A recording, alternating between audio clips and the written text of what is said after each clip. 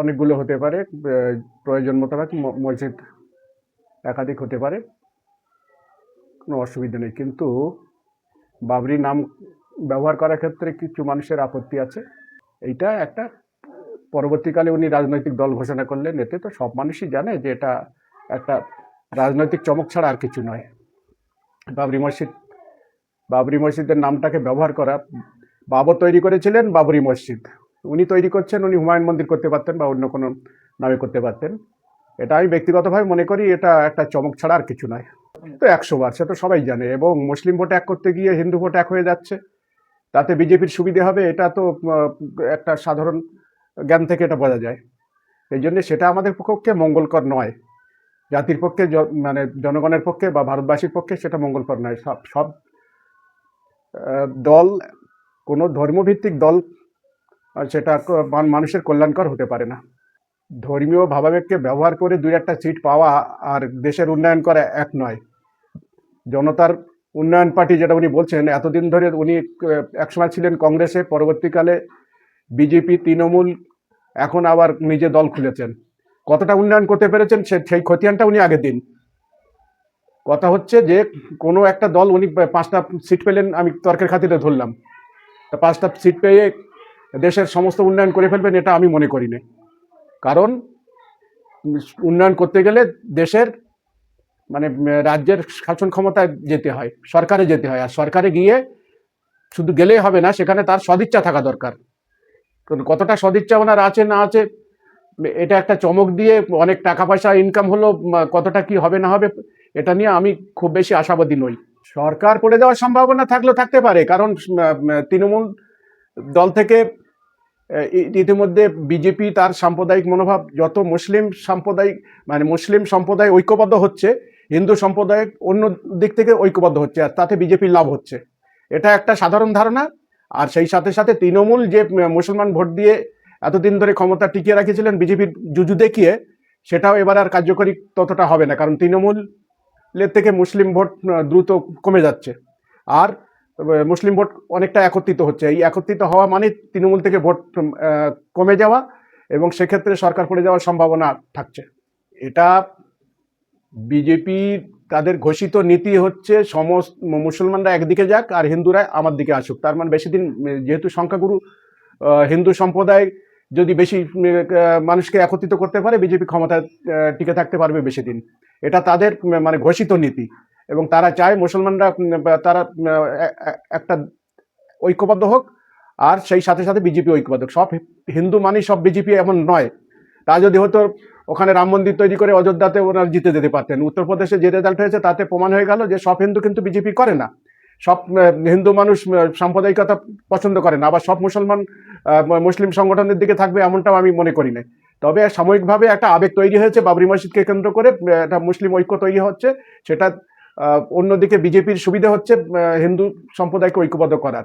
এটা দেশ এবং জাতির পক্ষে মঙ্গলকর নয় বলে আমি মনে করি। এই কথাগুলো খুব বিতর্কিত কথা, মানে এর মধ্যে অনেকটা রহস্য লুকিয়ে আছে বলে আমার মনে হয়। কারণ উনি, ওই আগেই বললাম যে উনি যে সবসময় বিতর্কিত চরিত্র, বিতর্কিত কথা বলে মানুষের মন আপাতত জয় করা যায়, কিন্তু আখেরে খুব বেশি উনি লাভবান করতে হবেন বলে মনে হয় না। কারণ মানুষ প্রথম দিনে বাবরি মসজিদ উদ্বোধনের দিনে যেভাবে মানুষের ঢল ছিল, তারপরে দল ঘোষণার দিনে সেই পরিমাণ মানুষ উপস্থিতি আমরা লক্ষ্য করিনি। তাতে থেকে বোঝা যায় যে এটা আপাতত চমক বেশিক্ষণ থাকে না, এই চমক বেশিক্ষণ থাকবে বলে আমার মনে হয় না। সিপিএম এর সঙ্গে কি জোট হওয়ার কোনো একটা সম্ভাবনা করছেন হুমায়ুন কবিরের দলের সাথে? হুমায়ুন কবিরের সাথে, দলের সাথে সম্ভাবনা আমি তো দেখছি না, তবে আমাদের রাজ্য নেতৃত্ব সিদ্ধান্ত নেবেন। এটা এই মুহূর্তে বলার মতো পরিস্থিতি হয়নি। আইএসএফের সাথে একটা জোট তো আমাদের এক সময় হয়েছিল 21 সালে, এবং সেখানে তার পরবর্তীকালে সেভাবে পঞ্চায়েত বা লোকসভা নির্বাচনে জোটটা সেভাবে গড়ে ওঠেনি। সেটা আলাপ আলোচনায় নিশ্চিত আমাদের নেতৃত্ব করবেন, এবং আইএসএফ নেতৃত্ব তারা আলাপ আলোচনা করে সিদ্ধান্ত নেবেন। যেটা সিদ্ধান্ত নেবেন, এই মুহূর্তে তো আমরা আমাদের পার্টিগতভাবে আমাদের কাছে সেরকম বার্তা নেই যে জোট হবে বা হবে না, হতেও পারে নাও হতে পারে। এরকম একটা জায়গায় আছে, আলোচনা করে যদি রাজ্য নেতৃত্ব সিদ্ধান্ত নেন, সেটা আমাদের সেইভাবে কার্যকরী করতে হবে। জোট না হলে একা লড়তেই হবে, এতে তো বিকল্প কিছু নেই। বৃহত্তর বামেরা শুধু সিপিআইএম নয়, সিপিআইএম সহ সমস্ত বামপন্থী দলগুলোকে নিয়ে ঐক্যবদ্ধ লড়াই আমাদের নামতে হবে।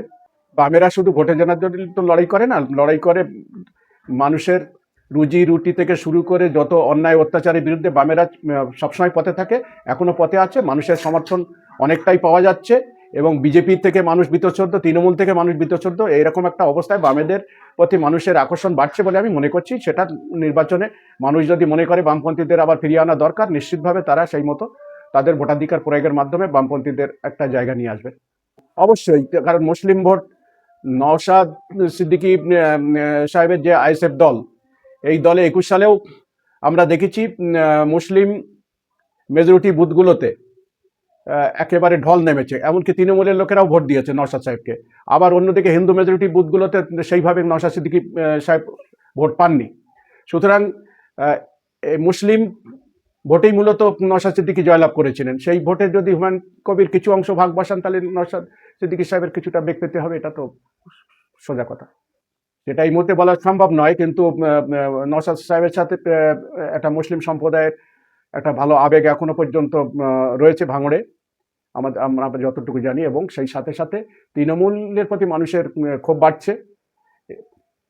সুস্থ এবং মানে মানে ভোট সুষ্ঠুভাবে যদি হয়, মানুষ যদি তার ভোটাধিকার প্রয়োগ করতে পারে, তাহলে নওশাদ সিদ্দিকী একটা বড় অংশের ভোট পাবেন, এটা আশা করা যায়। অন্যদিকে তৃণমূল তাদের প্রশাসন, তাদের অর্থ, তাদের মাসল পাওয়ার থেকে শুরু করে সমস্ত কিছু তারা ব্যবহার করে তাদের ভোটাধিকার কতটা সুষ্ঠুভাবে করতে পারা যাবে, সেটাও একটা প্রশ্নের মুখে আছে। তবে সামগ্রিকভাবে বলা যায় যে হুমায়ুন কবির যদি প্রার্থী দেন, তাহলে কিছু অংশের ভোট হয়তো কাটবেন বলে, তবে আমার খুব বেশি মনে হয় না খুব বেশি প্রভাব পড়বে। উনি তো আরেকজন ওয়াইসি সাজতে চাইছেন ভোট কাটুয়া হিসাবে, রাজ্যের একটা লণ্ডভণ্ড পরিস্থিতি তৈরি করে দেওয়ার জন্য, যেটা সাম্প্রদায়িক সম্প্রীতি যেভাবে বজায় আছে সেটাকে উল্টোপাল্টা করে দেওয়ার জন্য উনি ওনার আমার মনে হয় উনি তৃণমূলের সুপ্রিমোর পরামর্শ মতো এইসব করছেন বলে আমার মনে হয়। উনি জ্যোতিষ হতে পারেন, আমি তো জ্যোতিষী নই, তবে ওনার কথা খুব বেশি দাম আছে বলে আমি মনে করি না। বেশ, আপনার নাম? রশিদ গাজী, সিপিআইএম ভাঙড় 2 এরিয়া কমিটির সদস্য।